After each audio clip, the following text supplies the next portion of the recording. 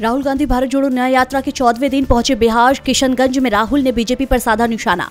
कहा, देश में आरएसएस भाजपा की विचारधारा ने हिंसा और नफरत फैलाई। बिहार में राहुल गांधी ने जाति जनगणना का जिक्र कर केंद्र पर हमला बोला। कहा, देश को चलाने वाले 90 आईएएस अफसरों में सिर्फ 3 ओबीसी। जाति गणना एक क्रांतिकारी कदम है। केंद्रीय मंत्री शांतनु ठाकुर का 7 दिनों के भीतर देश में सीए लागू करने का दावा। लिखित में दी गारंटी। कहा, सीए को लागू करने के लिए मुख्यमंत्री से बात करने की जरूरत नहीं, ये केंद्र सरकार का मुद्दा है। शिवसेना यूबीटी ने अपने मुखपत्र सामना में नीतीश कुमार की तीखी आलोचना। लेख में लिखा गया, नीतीश कुमार ने ही भाजपा विरोधी ताकतों को इकट्ठा किया और खुद बीजेपी के साथ चले गए। मराठा आरक्षण पर शिंदे सरकार में 2 फाड़। ओबीसी समाज के समर्थक में विधायक सांसदों का घेराव करेंगे मंत्री छगन भुजबल।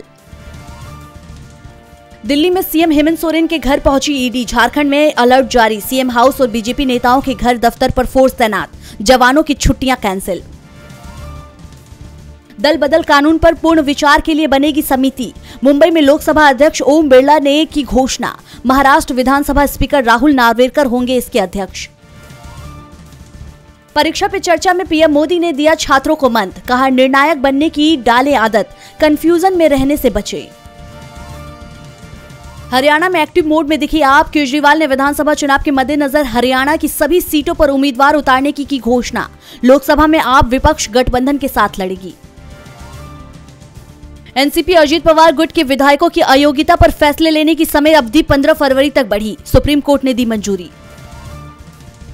उत्तर कोरिया ने किया क्रूज मिसाइल का सफल परीक्षण। 1 हफ्ते में 2 टेस्ट से बढ़ी सरगर्मी। नई पनडुब्बी लॉन्च क्रूज मिसाइल से आएगी कोरियाई नौसेना के परमाणु हथियार में तेजी।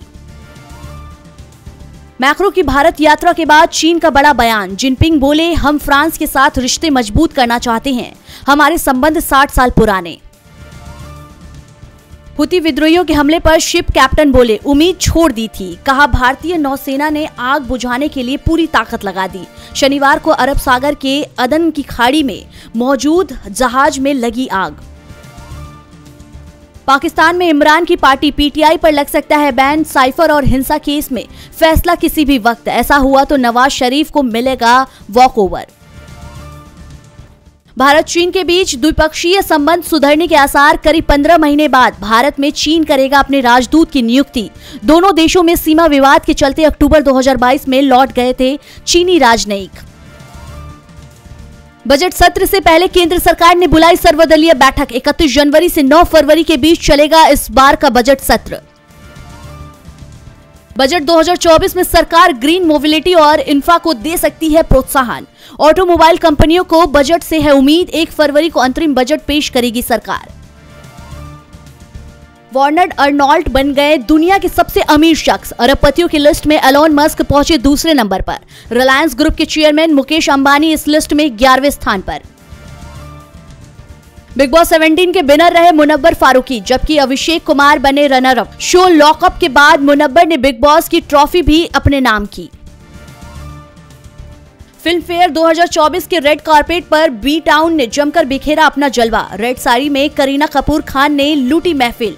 वहीं आलिया के ऑफ वाइट ड्रेस ने खूब बटोरी सुर्खियां।